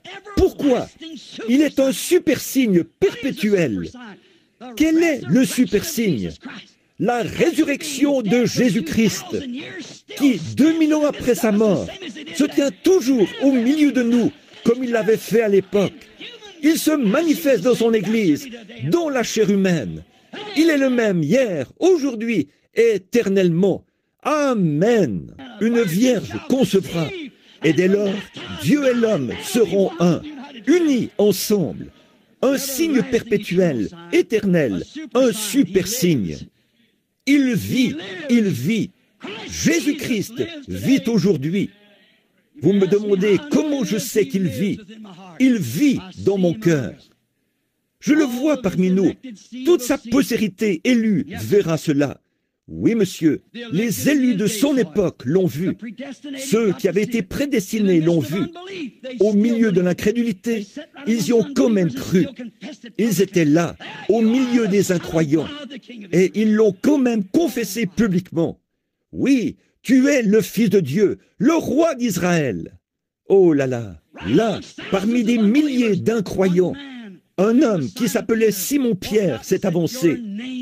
Il lui a dit, « Tu t'appelles Simon, et tu es le fils de Joseph. » Qu'est-ce que c'était, ce super signe? Voilà le prophète qui se tenait là. Voilà le super signe. Et Simon-Pierre l'a accepté. Peu importait ce que n'importe qui d'autre pouvait en dire. Cette grosse brute costaude est devenue un doux agneau devant Dieu. Remarquez, il y avait Nathanaël, un docteur, un véritable érudit, qui croyait en Dieu. Et Philippe est allé le chercher dans sa ville là-bas. Il l'a fait venir. Quand il est arrivé là où se trouvait Jésus, Jésus a dit, « Voici vraiment un Israélite dans lequel il n'y a point de fraude. » Il a dit, « Rabbi, d'où me connais-tu » C'est stupéfiant. J'ai entendu dire que mes arrière-grands-pères parlaient d'un tel et d'un tel il y a longtemps. Je n'ai jamais entendu ces choses de... Comment as-tu su qui je suis? Jésus a dit, avant que Philippe t'appelle, quand tu étais sous l'arbre, je t'ai vu. Un super signe, amen. Fini les sacrificateurs et les rabbins. Il y avait là le super signe éternel de Dieu. Oui, il fallait qu'il passe par la Samarie. Souvenez-vous, il existe 3 races de gens. Le peuple de Cam, de Sem et de Japheth. Il est passé par là, chez les Samaritains. Une petite femme est sortie puiser de l'eau, là, au puits. Jésus, les premiers mots qu'il lui a adressés, c'est « Apporte-moi à boire ». Elle a dit « Tu n'as rien pour puiser », et ainsi de suite. Et la conversation s'est poursuivie. Ils ont discuté du problème racial et tout ça. Au bout d'un moment, il lui a dit « Va chercher ton mari et viens ici ». Alors elle a dit « Cet homme veut faire le malin avec moi. Voyez, je n'ai pas de mari. » Il a dit « Tu as dit la vérité. Tu en as eu 5. Et celui avec qui tu vis maintenant n'est pas ton mari. » Le super signe. Écoutez-la. Seigneur, je vois que tu es prophète. Le super signe, une manifestation de la parole pour cette époque-là. Observez, tu es prophète, mais je ne vois pas où il est dit dans la Bible qu'un prophète devait paraître en ce temps-ci. Par contre, nous attendons le Messie, et quand il viendra, il manifestera la parole promise de Dieu. Ce sera lui, cette pauvre petite femme, dans cet état-là. On savait plus sur Dieu que la moitié des prédicateurs d'aujourd'hui. Pourquoi? Elle avait été prédestinée à cela. Quand cette lumière l'a frappée, cette semence a pris vie. On ne peut pas la cacher. Non, regardez Nathanaël. Peu lui importait qui était présent. Il s'est tenu là, devant son sacrificateur et tous ces gens, et il a dit, « Rabbi, tu es le Fils de Dieu, tu es le roi d'Israël que nous attendons. » Il a vu le super signe. Cette petite femme-là, malgré tous ses problèmes, elle a parcouru la ville à toutes jambes et a dit, « Venez voir un homme qui m'a dit ce que j'ai fait. » Ne serait-ce pas le Messie? N'est-ce pas ce que nous attendons? Le super signe. Maintenant, souvenez-vous, les gens des nations n'ont pas reçu cela en ce temps-là, mais il faut qu'ils le reçoivent. Parce que Dieu ne peut pas changer sa continuité. Il doit le faire. Souvenez-vous, il l'a promis. Il a dit qu'il le ferait. Il a promis qu'il le ferait. Et qu'il le ferait dans les derniers jours. Jésus l'a dit. Ce qui arriva du temps de Sodome arrivera de même à la venue du Fils de l'homme. Il nous est promis dans les derniers jours, selon Malachie 4, que quelqu'un paraîtra dans les derniers jours, quelqu'un qui cherchera à ramener, à faire sortir toute la froideur et toutes les traditions des gens et tout ça, et qui ramènera la foi des gens de nouveau aux pères apostoliques, à la parole originelle. Oui, vous dites, ça c'était Élie dans Jean. Oh non, pas du tout. L'Élie du temps de Jean, c'était Malachie 3. J'envoie mon messager devant ma face. En effet, immédiatement après que cette prophétie allait être proclamée, le monde entier devait brûler. 2000 ans se sont écoulés et le monde n'a toujours pas brûlé. Et les justes marcheront sur la poussière de la cendre des méchants. Mon frère, ma sœur, nous vivons à l'époque des supermarchés, des super avions à réaction, des super autoroutes, des super races, des super choses en tout genre. Et il y a aussi un super signe. Nous avons eu le signe de la religion. Nous avons eu le signe des réveils. Nous avons eu le signe du rassemblement. Nous avons eu le signe du parler en langue. Nous avons eu le signe de la guérison des malades. Nous avons eu tous ces signes-là. Mais pourtant, nous voyons dans la Bible que le dernier signe, avant que le Fils premier arrive, c'était un super signe. Jésus a dit ce qui arriva en ce temps-là, avant que le Fils premier arrive de nouveau. Ce super signe viendra encore une fois sur la terre. Je vous le déclare ce soir, au nom de Jésus-Christ. Ce signe est sur la terre en ce moment même. Non seulement cela, mais il se trouve ici même, au milieu de nous, ce soir. Le Saint-Esprit, le super signe de Dieu, Jésus-Christ ressuscité. Cela ne peut pas faillir. C'est un signe éternel. Cela ne pourra jamais être changé. Les cieux et la terre passeront, mais cela ne changera jamais. C'est un signe éternel, perpétuel. Dieu manifesté dans la chair humaine. Dieu s'est fait connaître dans la chair humaine. Est-ce que vous croyez que c'est la vérité? De tout votre cœur, vous le croyez? Ne vous enfermez pas, comme une tortue dans sa carapace. S'il y a en vous un peu de la nature de la tortue, débarrassez-vous de cette carapace. Laissez entrer le Saint-Esprit. Ne vous enfermez pas dans un credo ou une dénomination. Mon frère, ma sœur, l'heure est arrivée. Je crois que Dieu a fait tout ce qu'il avait prévu de faire. Ce qui vient ensuite, c'est l'Église qui passe à l'action. Autrement, nous serons perdus. Je demande à n'importe qui de me démontrer le contraire. J'ai demandé cela partout, tout autour du monde. Et pas une seule fois, quelqu'un ne l'a fait. Personne ne s'est aventuré à le faire. Les gens s'en gardent bien. Ils s'en gardent bien. Parce que c'est la parole. Et Dieu prouve que c'est sa parole. Alors, pourquoi ne pas l'accepter? Amen. Si le moment est venu, ne le retardez pas trop longtemps. Bon nombre de gens voulaient accepter Jésus. Ils pensaient le faire à un moment plus propice, comme l'a dit quelqu'un. Les gens veulent accepter Christ, mais ils retardent ce moment trop longtemps. Certains ont essayé de l'enlever de sur leurs mains, ont essayé de s'en laver les mains, de renvoyer la balle à quelqu'un d'autre. Mais ça s'est retourné contre eux. Et vous avez cela sur les bras ce soir. Ça vous retombe sur les bras. Hébreux 13:8. Quel que soit le nombre de conseils des églises qu'on peut avoir, reste toujours. Jésus-Christ est le même, hier, aujourd'hui et éternellement. Les œuvres que je fais, si sa vie est en vous, elle manifestera Jésus-Christ. Amen. Bon, vous ne pouvez pas tous être cette personne-là, mais vous pouvez avoir part à cela par votre foi. Tous les gens, quand ils étaient sur terre, ne pouvaient pas être un Jésus, mais ils pouvaient croire en lui et accepter le message. Il y avait un seul Moïse, un seul Élie, un seul Noé, et ainsi de suite. Ça a toujours été le cas. Mais les autres, ils pouvaient l'accepter. Ces hommes n'auraient pas eu de ministère s'il n'y avait eu personne pour y croire. Jésus n'aurait pas eu de ministère s'il n'y avait eu personne pour y croire. Paul n'aurait pas eu de ministère s'il n'y avait eu personne pour y croire. Le Saint-Esprit ne peut pas avoir de ministère par la parole aujourd'hui si personne n'est disposé à laisser tomber ses credos et à revenir à la parole. Il ne le peut pas. Peu importe combien la chose est là et bien réelle. C'est ici en ce moment. Je sais que c'est ici. Je peux le sentir. Je sais que c'est ici. La parole déclare que c'est ici. Là où 2 ou 3 sont assemblés en mon nom, je suis au milieu d'eux. Et je crois réellement qu'il est ici, le même hier, aujourd'hui et éternellement. Oh, si je pouvais amener ce petit tabernacle, je vous aime. Et je ne crois pas qu'il existe un homme sur la terre que je peux prétendre aimer plus que Jack Moore. Et c'est vrai, Young Brown et Lyle et ces hommes ici. J'ai lu un article aujourd'hui qu'Anna Jean a écrit. J'allais lui demander la permission de le réimprimer. Les bonnes choses qu'ils disent là.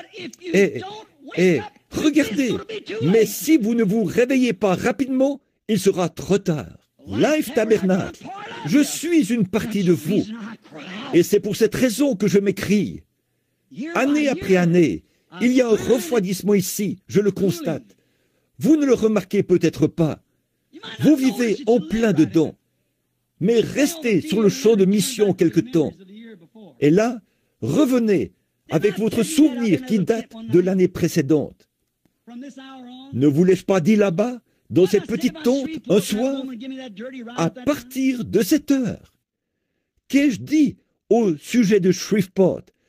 La fois où cette femme a publié une critique virulente à mon sujet. Vous rappelez-vous ce que j'ai dit il y a 3 ou 4 ans, 5 ans, au sujet des États-Unis, et cela a été publié dans les journaux?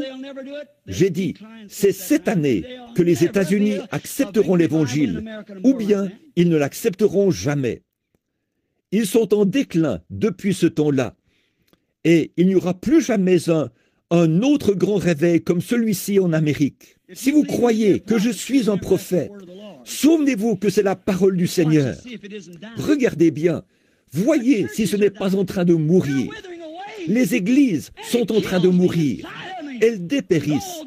Et ça me brise le cœur de savoir qu'il est question d'hommes et de femmes que j'aime plus que ma propre vie, à qui j'ai consacré ma vie. Je suis venu au milieu de vous comme votre frère, pas votre Dieu, votre frère, pas votre ennemi, votre frère.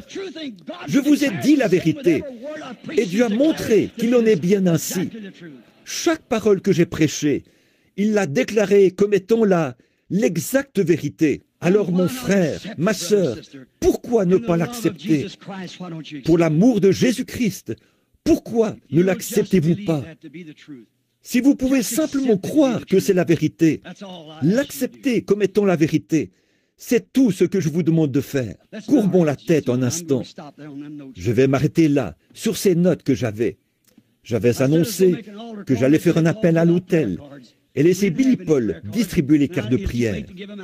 Nous n'avons pas pu avoir de cartes de prière ce soir. Il était trop tard pour qu'on les distribue. J'avais oublié ma promesse. Je lui demanderai de venir demain soir aux alentours de 18 heures. De toute façon, nous n'avons pas besoin de cartes de prière. J'ai toujours cherché à vous éloigner de cette tradition, qui est de toujours imposer les mains, comme le faisaient les Juifs. Jairus a dit, « Viens imposer les mains à ma fille, elle vivra. » Le Romain dit, « Dis seulement un mot. » Ça, c'était la façon de croire des gens des nations.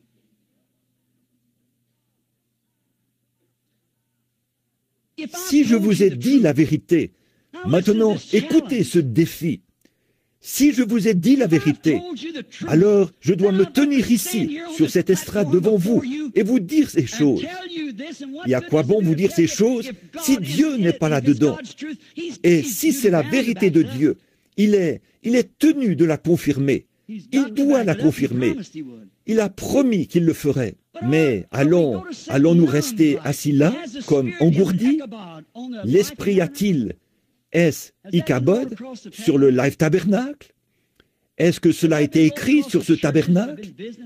Est-ce que cela a été écrit sur ces églises où je vais, partout dans le pays? Fait-il si sombre et si dense maintenant? Un ici et un là, un dans le champ, j'en prendrai un, et peut-être un à l'autre bout du monde, et j'en prendrai un. Ce qui arriva du temps de Noé, où 8 âmes furent sauvées à travers l'eau, arrivera de même à la venue du Fils. En sommes-nous là? Le ministère de Jésus-Christ aujourd'hui est-il identique à celui de l'époque où il était ici, la première fois qu'il a prêché? Lorsqu'il était un jeune prophète galiléen, tout le monde le voulait dans son église, quand il guérissait les malades et tout. Mais quand il s'est mis à prophétiser et à les réprimander et à les appeler une bande de vipères, c'est ce qui a marqué son déclin. C'est ce qui a fini par le mener à sa crucifixion, son assassinat. Mais souvenez-vous, il a eu un autre ministère.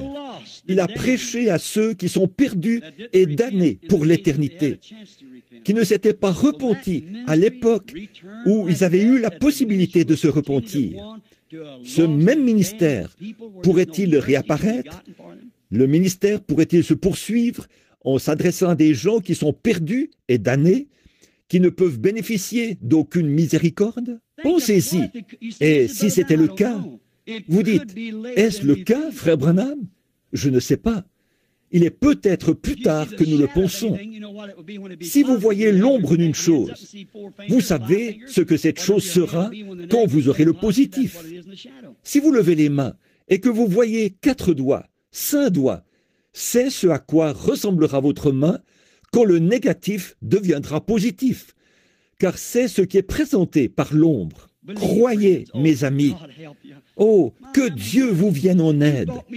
Oh, combien de fois vous m'avez acheté des complets. J'ai là-bas en ce moment des cadeaux, des boîtes de bonbons, des seaux de sirop. Vous avez même donné des serviettes à ma famille, des vêtements à mes enfants. Vous m'avez nourri. Vous avez fait tout ce que vous avez pu. Permettez maintenant que je fasse quelque chose pour vous. Permettez que... Oh, si seulement Dieu pouvait pénétrer cet endroit d'une façon ou d'une autre, en ce moment même. Vous qui êtes à l'étage, au rez-de-chaussée, où que vous soyez, au balcon, si Dieu ne confirme pas ce que j'ai dit, alors j'aurais menti. Mais s'il confirme cela, je sais que vous avez vu beaucoup d'imitations charnelles, mais ça devrait faire que la vraie chose brille d'autant plus à vos yeux. Ayez foi et croyez. Bien sûr, il n'y a aucune carte de prière dans le bâtiment. S'il y en a, levez la main. Tous ceux qui ont une carte de prière pour cette réunion. Voyez, il n'y en a aucune. Mais il y a des malades, assis ici. Et si le Saint-Esprit, qui est ici même, sur cette estrade, révélait, s'il parcourait cet auditoire, allez un peu partout, vers vous, observez ce que déclare la Bible. Le super signe, qu'est-ce que c'est? C'est la parole manifestée dans chaque âge. Pas vrai? Eh bien, pourquoi ne pouvait-il pas croire en Jésus? Alors qu'Hébreux 4 déclare que la parole de Dieu est plus vivante, plus efficace qu'une épée à 2 tranchants. Elle pénètre. Ça, c'est quand elle est prêchée dans toute sa puissance. Elle tranche à droite et à gauche. Elle est à 2 tranchants. Elle coupe dans les 2 sens. Qu'est-ce que c'est? Elle pénètre jusqu'à la moelle des os. Et que fait-elle d'autre? Elle discerne les pensées qui sont dans le cœur. Jésus était là. Sa prophétie taillait les gens religieux en pièces. Il les appelait une bande de démons. C'est ce qui était sur ces gens. Et quand ils l'ont crucifié, il a imploré pour eux le pardon. Comme frère Jack l'a dit un jour, il a fait une remarque. Ses propres enfants réclamaient son sang. C'est vrai. Il essayait de les sauver de l'enfer du diable. Et quand ils ont vu ce discernement à l'œuvre, pourquoi n'ont-ils pas reconnu que c'était là le super signe de Dieu? Pour la même raison que l'Église ne le reconnaît pas aujourd'hui. Mais partout, quand cette lumière frappe cette semence prédestinée, elle prend vie. Oui, en effet, impossible d'empêcher cela. Le soleil, là-haut, S-O-L-E-I-L, contrôle toute la vie végétale. Lorsqu'une semence se trouve là et que le soleil la frappe, elle prend vie. Oui, monsieur. Et le F-I-L-S de Dieu contrôle toute vie éternelle. Et s'il y a en vous une semence de vie, frère, quand ce F-I-L-S frappe cela, qu'il vous montre ce qu'il est. Alors elle prend vie. Pas moyen de l'en empêcher. Croyez maintenant, croyez seulement, ayez foi en Dieu, pendant que nous prions avec respect. Père Céleste, il y a ici, devant moi, un paquet de tissus, de mouchoirs. Ô Dieu, tout le monde croit que tu es un guérisseur. Certainement. Tous les gens du plein évangile croient que tu l'es. Tu es un guérisseur. Et tu es si bon et si miséricordieux envers eux. Même dans les heures qui ont précédé ta crucifixion, tu as encore guéri quelqu'un. Tu as remis à sa place l'oreille du centenier romain que Simon avait coupé avec son épée. Même cet ennemi qui était venu se saisir de toi, tu as été bon et miséricordieux envers lui. Tu l'as guéri. Et tu fais encore la même chose. Mais Seigneur, est-ce que les yeux des gens pourraient s'ouvrir pour qu'ils voient ce que nous nous efforçons de leur dire, que c'est le temps de la fin. Je prie, ô Dieu, je prie au nom de Jésus, fais que cela se produise ce soir, Seigneur. Que le Life Tabernacle se revête de son nom ce soir. Life, la vie éternelle. Puisse la vie entrer en abondance dans tout ce groupe de gens qui sont ici, sous sa bannière ce soir. Après que la parole a été présentée ici, aussi clairement que possible, la promesse pour cette époque, c'est ce que tu as promis pour aujourd'hui. Nous en sommes conscients, Seigneur, et nous sommes les enfants d'Abraham. Nous avons suivi une progression comme Abraham. Nous sommes passés de l'autre côté. Confession de foi. Nous sommes entrés dans un pays étranger. Nous l'avons fait. Nous avons eu des visions et des révélations. Et toutes ces choses qui nous sont venues de Dieu. Oh, comme il nous a parlé et nous a guéris. Il a fait les mêmes choses que ce qu'il avait fait pour Abraham. Mais au temps de la fin, là-bas, juste avant l'arrivée du Fils promis, c'est là que Dieu a montré, par le super signe, ce qui arriverait en ce temps de la fin. Ensuite, la super postérité, Jésus-Christ, la semence de foi, descend faire cette même chose à la fin du temps des Juifs, comme ce qui avait été fait à la fin, là-bas.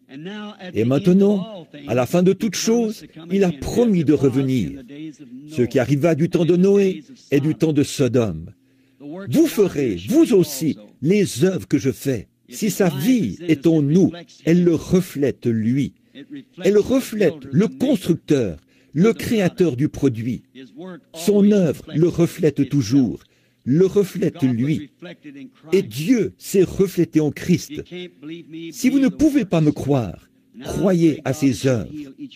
Maintenant, je te prie, ô Dieu, de guérir chacun de ceux-ci, pour lesquels je prie avec sincérité. Guéris-les, Seigneur. Accorde-le. Et maintenant, cher Père Céleste, me voici. Je me rends bien compte que je ne peux plus rester ici encore très longtemps, car je vois que ma vie naturelle décline de jour en jour. Accorde ton secours ce soir, Seigneur, une fois de plus. Une fois encore, Seigneur, accorde-le. Fais que les gens oublient le passé maintenant et qu'ils courent vers le but de la vocation céleste. Accorde-le, Seigneur. Je vais te demander de faire une chose difficile, Père. J'en suis conscient. Mais je vais te demander de permettre que Jésus entre en nous. Et Père, que tu moignes moi. Ce ne serait pas très profitable à cette assemblée, à moins que tu ne les oignes eux aussi. Ensemble, nous sommes un, oins-les de foi. Si bien que quelqu'un ici, il y a certainement quelqu'un qui possède assez de foi pour faire cela, comme cette femme qui avait touché son vêtement. Et il est maintenant même le souverain sacrificateur qui peut compatir à nos faiblesses, montrer qu'il est toujours ce super signe. Dieu dans l'homme, Dieu agissant à travers l'homme, des illettrés, et des gens qui sont disposés à s'oublier eux-mêmes et à simplement laisser l'Esprit agir à travers eux. Il y a des petites femmes assises ici qui souffrent peut-être de la même chose que cette femme-là. Il y a des Simons assis ici ce soir, Seigneur, les fils de Jonas, en quelque sorte. Ils sont assis ici. Accorde ton secours maintenant, Seigneur, afin que les gens sachent. Exauce ma prière, que ce ne soit pas de l'émotion. Je sais que je suis émotif, mais je suis troublé, Seigneur, en voyant la tournure que prennent les choses. Ça m'accable de... Fais que les gens reviennent à la parole et qu'ils oublient toutes les choses fantastiques de cette heure, les opinions populaires du monde, qu'ils reviennent à la parole manifestée en cette heure où nous vivons maintenant. Accorde-le, Seigneur. Et pendant que nous avons la tête inclinée, je veux que chacun de vous prie en toute simplicité. Gardez la tête inclinée et continuez simplement à prier. Dites, Seigneur, aide-moi en ce moment. Et gardez à l'esprit quelque chose pour lequel vous désirez prier. Et si le Seigneur Jésus est toujours vivant, alors certainement, mes amis, que ce serait là le super signe. Certains ont dit, « Oh, ça peut se faire. » Aucun doute là-dessus. Frère Branham a un grand don du Seigneur. Et je crois que lorsqu'il est sous l'onction, c'est un prophète du Seigneur. Mais n'écoutez surtout pas son enseignement. Voyons, quelqu'un qui fait une chose pareille, qui dit une chose pareille, et qui est censé être un érudit, alors que c'est justement là le signe que son enseignement est juste d'après la Bible. Et si vous êtes un pécheur, le baptistère est prêt. Si vous n'avez jamais été baptisé au nom de notre Seigneur Jésus-Christ pour la rémission de vos péchés, le baptistère est prêt. Si vous n'avez pas encore reçu le Saint-Esprit, vous devez absolument avoir ce signe. Sinon, vous ne franchirez pas la porte. La vie de Christ en vous, voilà ce que vous devez être. À présent, priez et demandez à Dieu de vous aider pendant que nous prions maintenant. Et nos sœurs là, aux instruments, crois seulement.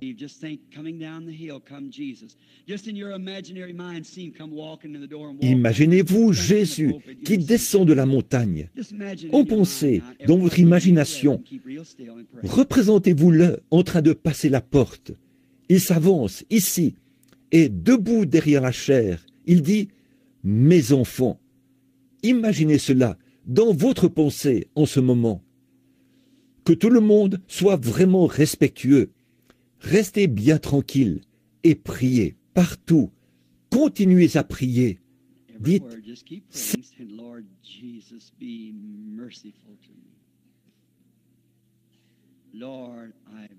Seigneur Jésus, sois miséricordieux envers moi.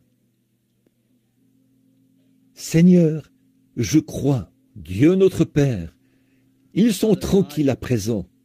En ce moment solennel, je crois que tu es ici. Je crois que cette grande colonne de feu qui conduisait Israël dans le désert a été manifestée en chair. Il a dit que c'était lui.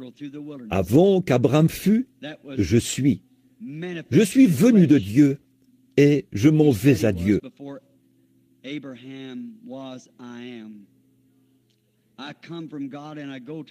Après sa mort, son ensevelissement, sa résurrection et son ascension, Paul l'a rencontré lorsqu'il était en route vers Damas. Une grande lumière l'a jeté à terre. Cet Hébreu ne l'aurait jamais appelé Seigneur s'il n'avait pas su qu'il s'agissait là de cette même colonne de feu. « Qui es-tu, Seigneur ?» Il a dit, « Je suis Jésus. » Et tu es ici ce soir, avec nous, la même vie en nous. Je te remercie pour cela, Père. Maintenant, que l'on sache que j'ai dit la vérité. Et cette Vierge qui a conçu afin que l'homme et Dieu soient réunis, ce même signe est au milieu de nous ce soir, à la fin de l'âge, le super signe. Que cela se produise une fois encore, Père. Je te prie par le nom de Jésus-Christ. Maintenant, continuez simplement à prier. Je prends maintenant chaque esprit ici sous mon contrôle, au nom de Jésus-Christ. Maintenant, si vous voulez prier, continuez à prier. Si vous voulez relever la tête, faites ce que vous voulez maintenant. Continuez à maintenir votre témoignage. Continuez à maintenir votre foi si vous êtes en train de prier. Je vois, là, devant moi maintenant, dans l'allée centrale, une petite dame, une femme assise là-bas. Elle lève la tête. Dans l'allée centrale, tout là-bas, vers l'arrière. Elle souffre de problèmes de dos. Oui. Croyez-vous que Dieu guérira votre dos? Vous le croyez? Très bien. C'est pour ça que vous priez, pas vrai? Levez la main. Vous êtes guéris, toutes les deux. La dame, juste à côté d'elle, avait elle aussi des problèmes de dos, puisqu'elle a levé la main. J'ai vu cela passer de cette femme à l'autre. Eh bien, je ne vous connais pas, ni l'une ni l'autre, pas vrai? Mais c'était bien exact. Si oui, levez la main. Alors, est-ce là le super signe? Tenez, au bout de cette allée-ci, de ce côté-ci, vers l'arrière, il y a une petite femme qui ne peut pas avaler. Elle a du mal à le faire. Quelque chose ne va pas quand elle avale. Elle a du mal à avaler, mais elle croit. Elle n'est pas d'ici. Êtes-vous prête à croire, sœur, que vous pourrez maintenant avaler? Êtes-vous prête à accepter votre guérison? Levez la main si vous... Très bien. Alors, vous pouvez être guéri. Maintenant, si je vous suis inconnu, là, faites signe de la main, comme ceci. C'est vrai, voyez? Mais voilà, elle était assise là, et elle essayait d'avaler. Eh bien, avalez maintenant. Vous pouvez avaler normalement. Voyez si c'est vrai. Croyez-vous que l'ange du Seigneur est ici? Croyez-vous au super signe? Les gens là, partout dans le bâtiment. Quelqu'un ici tout près. Je vais tourner le dos, juste pour vous montrer qu'il s'agit bien du Seigneur Jésus, sous tous les rapports. Je vais tourner le dos et que quelqu'un prie, croit. Si vous pensez que je vous regarde pour lire dans vos pensées, ou quelque chose comme ça, croyez simplement. S'il a pu dire ce pourquoi Sarah priait, ou ce qu'elle faisait dans la tente derrière lui, c'est parce que Dieu était manifesté dans la chair d'un être humain qui mangeait, buvait, un signe. Je vous ai dit que c'était un super signe. Oui, voici, un homme apparaît devant moi en ce moment. Il est juste derrière moi. Il est juste là, derrière. Il perd la vue. Il s'appelle McClaskey. S'il croit de tout son cœur, Dieu le guérira. Levez-vous. Je n'ai jamais vu cet homme de ma vie. Croyez, monsieur. Qu'en est-il de ce côté-ci? Croirez-vous par ici? Croyez-vous de tout votre cœur? Priez. Je vois une femme, et elle souffre de quelque chose. Elle pense que c'est l'épilepsie, parce qu'elle perd connaissance. Elle est venue du sud-est, elle est de la Floride. Elle s'appelle Madame Kinney. Si vous croyez, Madame Kinney, et que vous vous mettez debout, vous serez guéri de ces évanouissements. Mettez-vous debout. Je n'ai jamais vu cette femme de ma vie. Elle est une parfaite inconnue. Demandez-lui. Croyez-vous qu'il est le super signe? Et de ce côté-ci, croyez-vous? Il y a une femme de ce côté-là qui souffre tellement qu'elle a failli faire une dépression. Elle s'appelle Madame Jones. Si elle croit de tout son cœur, elle peut être guérie. Madame Jones, si vous croyez et si vous vous mettez debout et que vous croyez que Jésus-Christ vous rétablit, vous pourrez recevoir votre guérison. Elle est une parfaite inconnue pour moi. Je ne l'ai jamais vue de ma vie. Dieu sait que c'est vrai.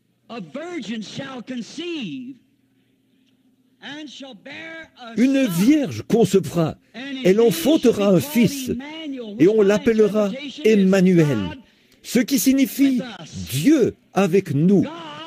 Dieu ici, en nous, le super signe de Dieu. Croyez-vous cela? Eh bien, nous sommes au temps de la fin. S'il est ici, pourquoi ne l'acceptez-vous pas maintenant? Voyez-vous ce qui devrait arriver? Voyez-vous ce qui devrait se produire? Chaque personne devrait être complètement guérie à l'instant même.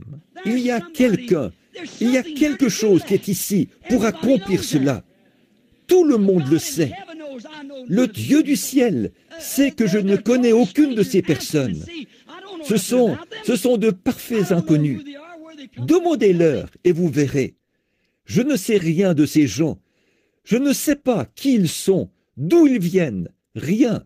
Mais si vous voulez me croire sur parole, si cela est vrai, alors je vous le dis en ce moment même, le Saint-Esprit tournoie partout dans ce bâtiment.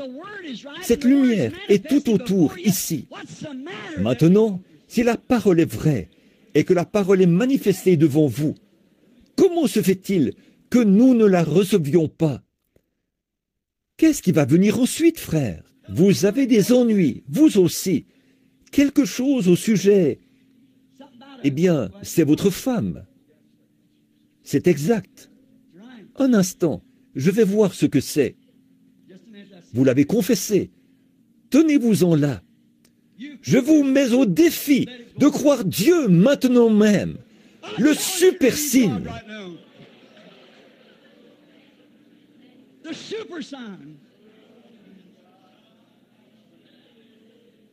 Tout ce que je sais à propos de ce jeune homme, c'est que je lui ai serré la main. Je ne peux même pas vous dire comment il s'appelle en ce moment. Mais c'est précisément cela qui ne va pas. Je ne suis pas au courant de cette chose-là. J'étais présent le jour où il s'est marié, mais quelque chose est arrivé. Je ne veux pas le dire ici, mais bon, ne croyez-vous pas en Dieu? Il a dit que ce super signe se produirait. Combien désirent le voir? Levez la main, dites, moi, je croirai en lui. Amen. Au rez-de-chaussée, où que vous soyez, là-haut dans le balcon, souvenez-vous, le super signe de Dieu, la parole de la promesse est manifestée ici même aujourd'hui, devant vous aujourd'hui. Jésus a lu les Écritures, puis il s'est retourné et il a dit, aujourd'hui, cette prophétie est accomplie au milieu de vous. Moi, je dis, au nom de Jésus-Christ, qu'aujourd'hui, le signe du temps de la fin est manifesté devant vous. Combien y a-t-il de gens qui sont malades? Levez la main. Au nom de Jésus-Christ, dans sa présence, si vous pouvez croire que ce que vous avez vu est la vérité et que cela vient de Dieu, alors je vous demande, au nom de Jésus-Christ, de vous lever et de l'accepter. Dites, je vais l'accepter. Pour moi, ça réglera tout. Je crois. Peu m'importe où vous vous trouvez, c'est très bien ça. Levez les mains maintenant. Maintenant, donnez la louange à Dieu. J'ai déjà prié pour cela. Maintenant, louez-le simplement. Tenez-vous là. Le super signe. Le super signe. Là, au milieu de vous. Le super signe de Dieu pour le dernier jour. Amen. Que Dieu vous bénisse, frère.